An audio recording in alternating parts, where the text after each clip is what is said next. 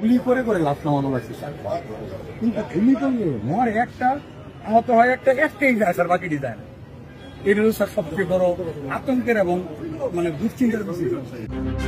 বৈষম্য বিরোধী ছাত্র আন্দোলনকারীদের লক্ষ্য করে গুলি করা নিয়ে সাবেক স্বরাষ্ট্রমন্ত্রী মোহাম্মদ আসাদুজ্জামান খান কামালকে জানাচ্ছিলেন ঢাকা মেট্রোপলিটন পুলিশের এক সদস্য।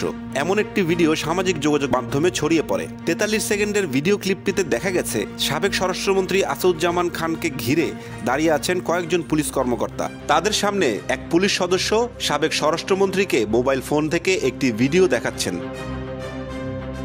গুলি করে করে লাশ নামানো লাগছে স্যার। কিন্তু গুলি করলে মরে একটা, আহত হয় একটা, একটাই যায় স্যার, বাকি ডিজাইন। এটা স্যার সবচেয়ে বড় আতঙ্কের এবং দুশ্চিন্তার বিষয়। নামাইছে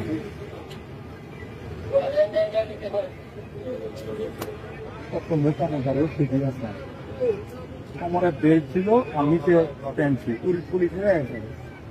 মোটর সাইকেল দেখে ব্যাগে কাপড় পাইছে, এটা বুঝিয়ে একটু মারছিল।